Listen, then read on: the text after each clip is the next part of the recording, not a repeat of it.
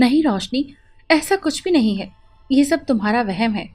نہیں علی، تم میرا یقین کرو، میں اس کمرے میں گئی تھی۔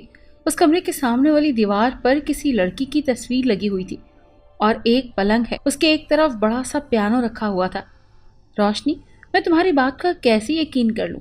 اور سب سے بڑا ثبوت کہ اتنا بڑا تالا لگا ہوا ہے، تمہیں واقعی کوئی بڑا وہم ہے۔ تم کو آرام کی ضرورت ہے۔ میں نے روشنی کو کمرے میں چھوڑا اور خود آفس چلا گیا۔ میں اپنا تعارف کرانا بھول گیا۔ میرا نام علی ہے اور میرا بزنس ملک کے بہت سے حصوں میں پھیلا ہوا ہے۔ میری بیوی ہے جو بہت ڈرپوک ہے، جس کا نام روشنی ہے، جو ڈرانی فلم دیکھ کر ڈر جاتی ہے۔ ابھی کچھ ہی دنوں کی بات ہے کہ میں نے ایک بڑی حویلی خریدی ہے۔ ابھی کچھ ہی دنوں پہلے میں نے اس لیے خریدی تھی کہ اس کو گرا کر اس کو ہوٹل بنانا ہے۔ یہ جگہ اتنی خوبصورت تھی کہ میں نے کچھ دن اس کے چوپس میں گزارے تھے کہ ترجیح دی، اور اب بھی خیریت سے 2 دن ہی گزرے تھے کہ روشنی نے مجھ سے شکایت کی۔ اس حویلی میں کچھ نہ کچھ گڑبڑ ضرور ہے۔ روشنی نے مجھ سے کہا کہ کل رات جب آپ نیند میں تھے تو اس وقت تقریباً 2 بجے کسی آہٹ کی وجہ سے میری نیند بیدار ہوئی تھی، اور پانی پینے کے لیے ابھی اٹھی تو راہداری میں مجھے کسی کے چلنے کی آواز سنائی تھی، اور میں نے باہر راہداری میں جانے کا فیصلہ کر لیا۔ میں اٹھی اور آواز کے تعاقب میں جانے لگی۔ چلتے چلتے میں دوسرے کمرے میں آئی، لیکن وہاں کوئی نہیں تھا۔ میں نے اس کا وہم سمجھا، اور دوسرے دن میں نے دوسرے کمرے کا دروازہ توڑ دیا، اور یہ دیکھ کر میں حیران رہ گیا کہ سامنے دیوار پر ایک لڑکی کی تصویر لگی ہوئی تھی، اور ایک پلنگ رکھا ہوا تھا، اور ایک پیانو بھی تھا۔ میرے دل میں طرح طرح کے خیالات آنے لگے اور جانے لگے۔ میں نے اپنے ذہن کے تمام خیال نکال دیے اور روشنی کو وہ کمرہ دکھانے لگا۔ بابا جی، جو میں نے اس دن دیکھا وہ آپ کو بتا دیا، لیکن یہ بات سمجھ نہیں آتی کہ تمہاری حویلی میں ایسا کیا ہے جو میرا علم اسے ظاہر نہیں کر رہا۔ خیر، یہ بات چھوڑو، کل میں تمہارے ساتھ تمہارے گاؤں آؤں گا، اور ہاں، تم حویلی کا ایک ملازم وہاں پہ رکھنا۔ اچھا تو تم گھر جاؤ، میں کل آؤں گا۔ ان کی باتیں سن کر میں گھر آ گیا۔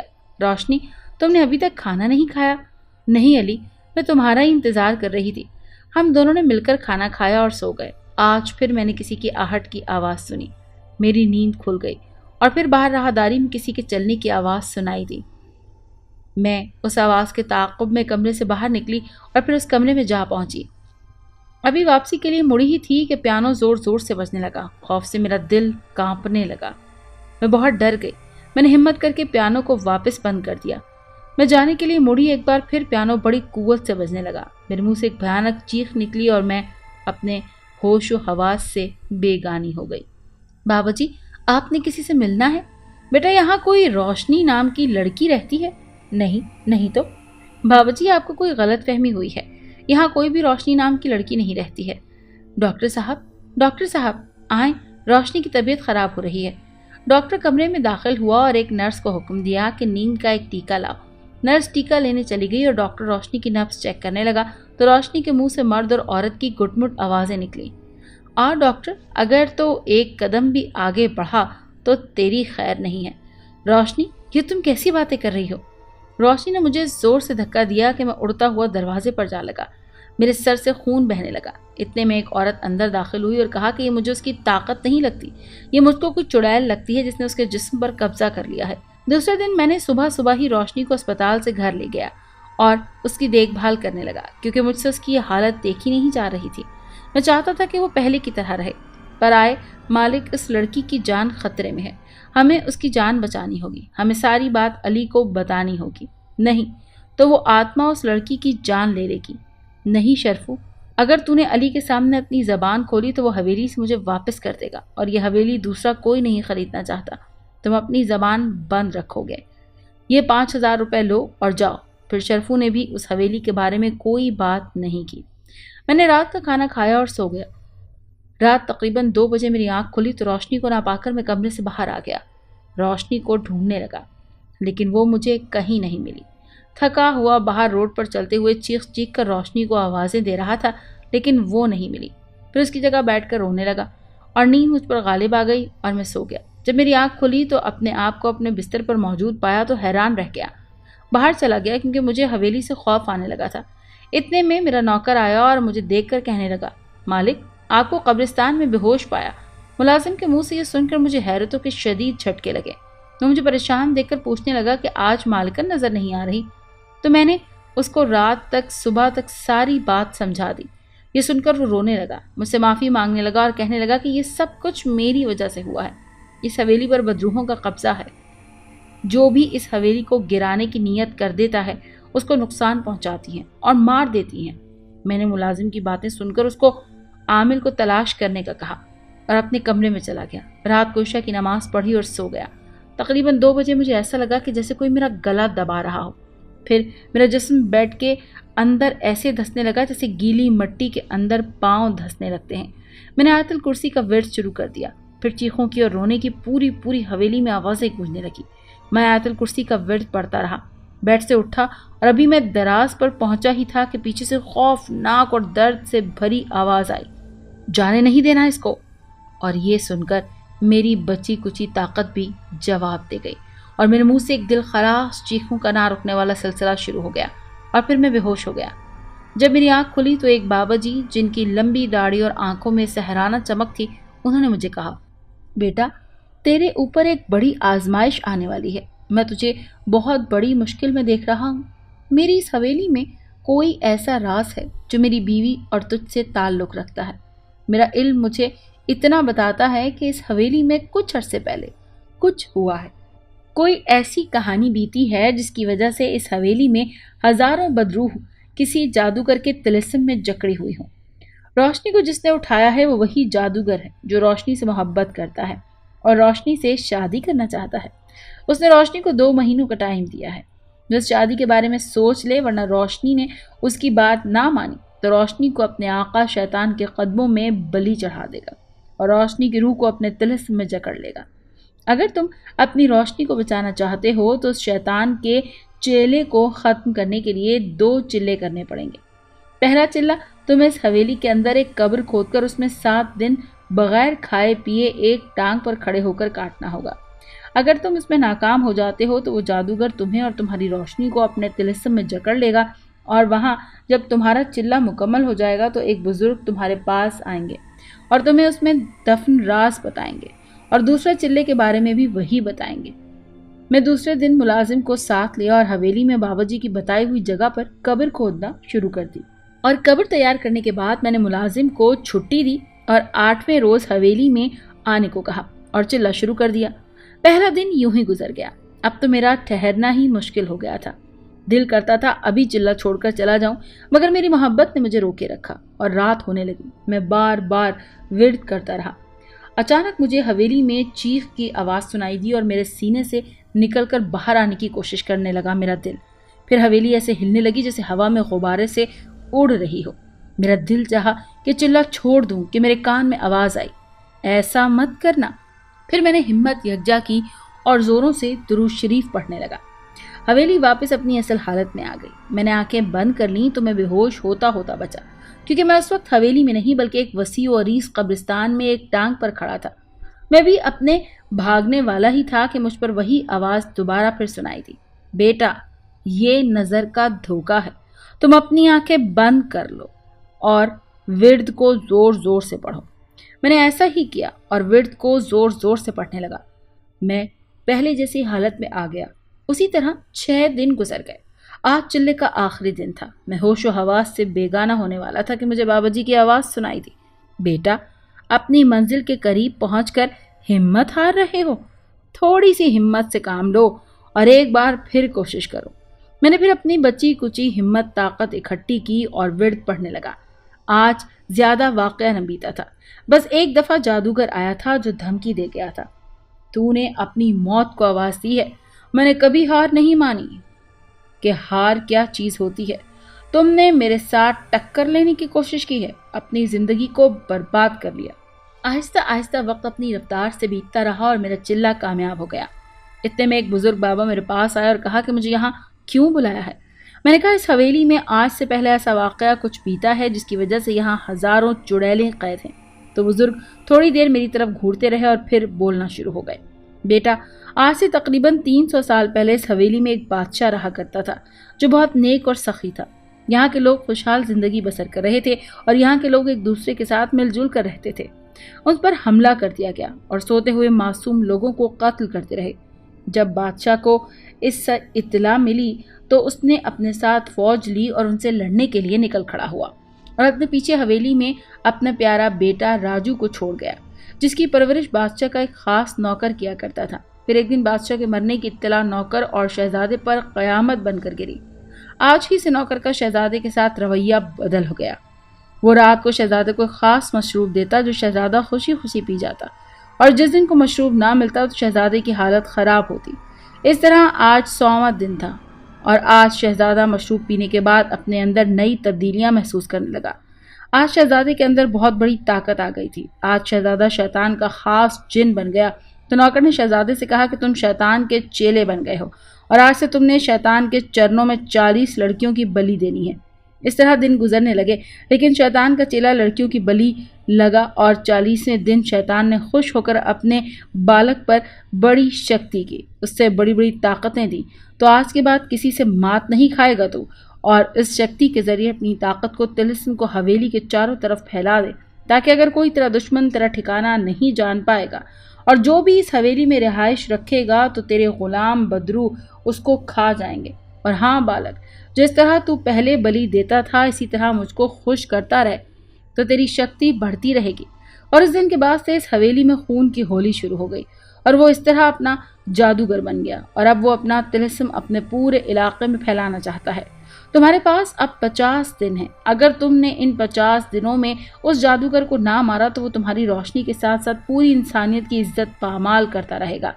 اس کے لیے اس کو ختم کرنے کے لیے تمہیں ایک چلہ کرنا پڑے گا، اور وہ چلہ 30 دن کا ہے جو تمہیں 1200 سال پرانی کھوپڑیوں پر کرنا ہوگا۔ بابا جی، یہ کھوپڑیاں مجھے کہاں ملیں گی؟ بیٹا، تمہاری اس حویلی کے تہہ خانے میں ایک قبر ہے جو 1200 سال پرانی ہے۔ اگر تم نے وہ کھوپڑی صبح ہونے سے پہلے نکال لی پھر تم اس پر چلہ کر سکو گے، اور یہ تعویذ جو میں تمہیں دے رہا ہوں اس کو اپنے گلے میں ڈال لو تو وہ شیطان کا چیلا تمہیں کچھ نہیں کہہ پائے گا۔ جاؤ جلدی کرو، ورنہ تم پر پھر یہ کبھی نہیں کر سکو گے۔ میں جلدی سے اٹھا اور تعویذ گلے میں پہن کر جلدی سے تہہ خانے میں پہنچ گیا۔ دروازہ چڑچڑاہٹ کی آواز سے کھل گیا۔ میں اندر داخل ہو گیا تو سرد ہوا کا جھونکا میرے استقبال کے لیے تیار تھا۔ میں حیران ہوئے بغیر نہ رہ سکا کہ تہہ خانے میں ہوا کہاں سے آئی۔ پھر ہمت کر کے سیڑھیاں نیچے اترنے لگا۔ اندھیرا اتنا تھا کہ ہاتھ کو ہاتھ سجائی نہیں دیتا تھا۔ چلتے چلتے میں کسی چیز سے ٹکرا گیا اور منہ کے بل گر پڑا۔ وہی قبر تھی جس کی مجھے تلاش تھی۔ میں نے ہمت کی اور قبر کو ہاتھوں کی مدد سے کھودنے لگا۔ ابھی میں نے آدھی قبر کھودی تھی کہ اس ویران کمرے میں میرے کاندھے پر کسی کا ہاتھ محسوس ہوا اور منہ سے دل خراش چیخ بلند ہوئی۔ ایک بار پھر مجھے خوف نے آن گھیرا۔ میں نے کانپتے بدن کے ساتھ پیچھے مڑ کر دیکھا تو ایک خوفناک بھیانک بدشکل والی چڑیل تھی جس کی آنکھیں آگ کی مانند جل رہی تھیں۔ منہ سے تازہ خون ٹپک رہا تھا جیسے ابھی ابھی کسی کا خون پی کر آئی ہو۔ بالوں کی جگہ خوفناک لمبے سانپ لٹک رہے تھے اور تہہ خانے میں لال رنگ کی روشنی میں وہ اور بھی خوفناک لگ رہی تھی۔ نہ جانے میری بولنے کی سکت کہیں گم ہو گئی تھی۔ میرے منہ سے ایک لفظ بھی نہیں نکل سکا۔ میں خاموشی سے اس کا جائزہ لے رہا تھا۔ پھر اس نے اس خاموشی کو توڑتے ہوئے مجھ سے کہا، اے بالک، تو نے ہمارے مالک کے خلاف ایک چلہ کر کے تم نے ہمارے آقا کے غضب کو آواز دی ہے۔ اگر تو نے یہ دوسرا چلہ کیا تو تیری روشنی ختم۔ میں نے چڑیل سے کہا، میری ایک بات اپنے آدم خور مالک سے کہنا، آج سے الٹی گنتی پڑھنا شروع کر دے، اور آج میں یہ کھوپڑی نکال کر آج ہی سے چلہ کروں گا۔ یہ سن کر چڑیل اور بھی خوفناک ہو گئی اور دھواں بن کر غائب ہو گئی۔ اس کے ساتھ ہی تہہ خانہ پھر اندھیرے میں ڈوب گیا۔ میں نے اپنے اندر ہمت پیدا کی اور قبر کو ایک بار پھر کھودنے لگا۔ قبر کھود لینے کے بعد میں قبر میں اترا اور ہاتھ کی مدد سے کھوپڑی کو ڈھونڈنے لگا۔ مجھے ایسا محسوس ہوا جیسے کوئی لمبے لمبے سانس لے رہا ہے۔ اس دوران زوردار بجلی چمکی اور کمرہ روشن ہوا۔ میں کیا دیکھتا ہوں کہ ایک ڈھانچہ میرے سامنے قبر کے اندر بیٹھا ہوا ہے۔ یہ دیکھ کر میں ہوش سے بیگانہ ہونے لگا اور کمرہ ایک بار پھر اندھیرے میں ڈوب گیا۔ اس نئی آفت نے تو میری آدھی جان ہی نکال لی۔ میں آنکھیں پھاڑے اندھیرے میں چاروں طرف ڈھانچے کو تلاش کرنے لگا۔ مجھے کسی کے زوردار کہے کی آواز آنے لگی۔ ایک بار پھر میرا خون رگوں میں جمنے لگا۔ اتنے میں مجھے اپنے کان میں آواز سنائی دی تو میں اچھل ہی پڑا اور قبر سے باہر نکلنے ہی لگا تھا کہ میری ٹانگ کسی نے پکڑ لی۔ میں لاکھ کوشش کرنے لگا لیکن ٹانگ کو باہر نہ نکال سکا۔ میں دوبارہ اپنے کان میں آواز سنائی، بیٹا، یہ میری آواز ہے، ڈرو مت، تم اپنا پہلے والا چلہ کامیاب کر چکے ہو۔ ورد پڑھو اور چاروں طرف پھونک دو، کمرے میں اجالا ہو جائے گا اور ڈھانچہ ساکت ہو جائے گا، اور پھر اس ڈھانچے کی کھوپڑی اٹھا لینا۔ میں نے ایسا ہی کیا، اپنے چلے والے ورد کو دوبارہ پڑھا اور چاروں طرف پھونک مار دی۔ میرے پھونکنے کی دیر تھی کہ چاروں طرف اجالا ہو گیا اور ڈھانچہ قبر میں ساکت پڑا تھا، اور میری ٹانگ ابھی بھی اس کے ہاتھ میں تھی۔ واپس قبر میں اترا اور ڈھانچے سے اپنی ٹانگ چھڑوائی اور ڈھانچے کی کھوپڑی اٹھا لی۔ میرے اتنا کرنے کی دیر تھی کہ حویلی زور زور سے ہلنے لگی۔ میں جلدی سے قبر سے باہر آیا اور سکھ کا سانس لیا اور باہر کی طرف چل دیا۔ وہاں پہنچ کر پیٹ پوجا کی اور سو گیا۔ رات عشاء کی اذان پر میری آنکھ کھلی۔ نماز پڑھ کر میں چلے کی جگہ یعنی حویلی کے اس تہہ خانے والی قبر کی طرف چلنے لگا۔ چلتے چلتے میں حویلی کے دروازے پر پہنچ گیا اور دروازے کے اندر کی طرف دھکیلا۔ دروازہ چڑچڑاہٹ کی خوفناک آواز سے کھل گیا۔ مجھے ایک بار پھر حویلی سے شدید خوف آنے لگا۔ آخر چلہ تو کرنا تھا۔ میں جلدی جلدی تہہ خانے کی طرف چلنے لگا۔ میں جلدی تہہ خانے میں جا پہنچا اور وہاں سے قبر میں اترنے لگا۔ میرے ذہن میں خیال آیا کہ میں نے قبر کے چاروں طرف حصار تو لگایا ہی نہیں۔ میں دھڑکتے دل کے ساتھ قبر سے باہر نکلا اور چاروں طرف حصار لگایا اور نیچے بیٹھ گیا۔ کھوپڑی کو سامنے رکھ کر ورد پڑھنا شروع کر دیا۔ ابھی میں نے پہلی دفعہ ورد پڑھا تھا کہ حویلی خوفناک چیخوں سے گونج اٹھی۔ میں وظیفہ پڑھتا جا رہا تھا اور دور کہیں سے فجر کی اذان ہونے کی آواز میرے کانوں میں سنائی دی۔ میں نے آخری بار ورد پڑھا اور کھوپڑی پر پھونک دیا۔ میں نے کھوپڑی اٹھائی اور بابا جی کے ڈیرے پر روانہ ہو گیا۔ اس طرح دن گزرتے رہے اور میرا چلہ کامیابی کی طرف گامزن تھا۔ آج میرے چلے کی 21ویں رات تھی۔ میں روزانہ کی طرح آج بھی اپنے چلے میں غرق تھا کہ مجھے خطرہ محسوس ہونے لگا، اور میں نے آنکھیں کھول لی۔ میں نے دیکھا کہ میرے سامنے ڈھانچوں کی فوج کھڑی ہے۔ اتنے میں ایک بھیانک آواز سنائی دی۔ اس نے کسی کو حکم دیا، یہ جو حصار میں بیٹھا ہوا ہے اس کو کھا جاؤ۔ میں نے یہ سنا تو میرے ہوش اڑنے لگے، لیکن میری خوشی کی انتہا نہ رہی کہ جو بھی ڈھانچہ آگے بڑھتا حصار سے ٹکراتا اس کو آگ لگ جاتی۔ میں یہ تماشا دیکھتا رہا۔ آخر کار سارے ڈھانچے جل گئے۔ میں نے دل ہی دل میں اللہ کا شکریہ ادا کیا اور ورد کرتا رہا۔ دور کہیں فجر کی اذان ہوئی۔ میں نے آخری بار ورد پڑھا اور کھوپڑی پر پھونک دیا۔ میرے ورد پھونکنے کی دیر تھی کہ ساکت کھوپڑی میں حرکت آنے لگی اور آگ کی طرح لال اور سرخ ہو گئی اور پھر پہلے والی حالت میں آ گئی۔ میں حیران اور پریشان ہوتا ہوا بابا جی کے ڈیرے پر چلا گیا اور ساری بات بابا جی کو بتا دی۔ بابا جی بولے، یہی تو تمہاری شکتی ہے جو 27ویں دن تمہارے اندر سما جائے گی، جس سے تم بڑے سے بڑے جادوگر کا مقابلہ کر سکو گے۔ اس طرح میں روزانہ چلہ کرتا رہا اور آج میرے چلے کی آخری رات تھی۔ میں نے حصار کھینچا اور ورد پڑھنا شروع کر دیا۔ ابھی کچھ ہی دیر لگی تھی، مجھے ایسا لگا جیسے بہت تیز طوفان آ رہا ہو جو بہت کچھ اڑا کر لے جائے گا۔ میرا اندازہ صحیح نکلا، وہ ایک بہت بڑا طوفان ہی تھا جو اپنی حوالگی کے ساتھ میرے اوپر گزرنے لگا، اور ہوا اتنی تیز کہ میں اپنے جسم کو قابو نہ کر سکا۔ شاید میں یہاں چلہ نہ کر رہا ہوتا تو ابھی کچھ دیر آرام سے گزرتی کہ تہہ خانے میں روشنی پھیل گئی اور اسی کے خون کی بارش ہونے لگی۔ حصار کے باہر چاروں طرف 4 فٹ خون جمع ہو گیا۔ خون کا ایک شدید جھٹکا مجھے لگا اور میں نے زوروں سے ورد کرنا شروع کر دیا۔ اتنے میں مجھے اپنے پیچھے سے بڑی خوفناک آواز سنائی دی، اگر تو نے یہ ورد نہ چھوڑا تو بہت پچھتائے گا، تیری روشنی کو میں کچا چبا جاؤں گا، دیکھ اپنی روشنی کا حال۔ میں نے مڑ کر دیکھا تو جادوگر نے روشنی کو بالوں سے پکڑ رکھا تھا، خوفناک نظروں سے مجھے گھور رہا تھا۔ میں روشنی کو اس کے ہاتھوں سے مرتا ہوا نہیں دیکھ سکتا تھا، وہ اس کے ہاتھوں بہت اذیت میں تھی۔ میں اٹھا اور حصار سے باہر قدم رکھنے ہی والا تھا کہ میرے کانوں میں بابا جی کی آواز سنائی دی، علی بیٹا، تم یہ کیا کر جا رہے ہو؟ وہ تمہاری روشنی نہیں بلکہ یہ سب نظر کا دھوکا ہے۔ تم اپنی جگہ پر واپس بیٹھ جاؤ اور اپنا ورد زور زور سے پڑھنا شروع کرو۔ بابا جی کی آواز سن کر میں نے اپنے آپ کو باہر نکالنے سے روکا اور دوبارہ اپنی جگہ پر آ گیا اور اپنا ورد زوروں سے پڑھنے لگا۔ میں نے دیکھا کہ جادوگر کی شکل بدلنے لگی ہے، اس کا قد لمبا ہونے لگا ہے اور اس کی آنکھوں کی جگہ 2 گہرے سوراخ ہونے لگے تھے۔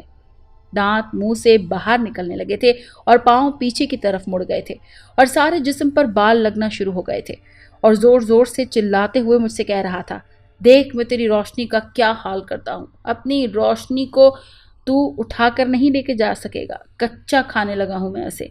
میں نے اپنی آنکھیں بند کر لی. مجھے اس کی آوازیں صاف سنائی دے رہی تھیں. روشنی اس کے ہاتھوں میں بری طرح تڑپ رہی تھی.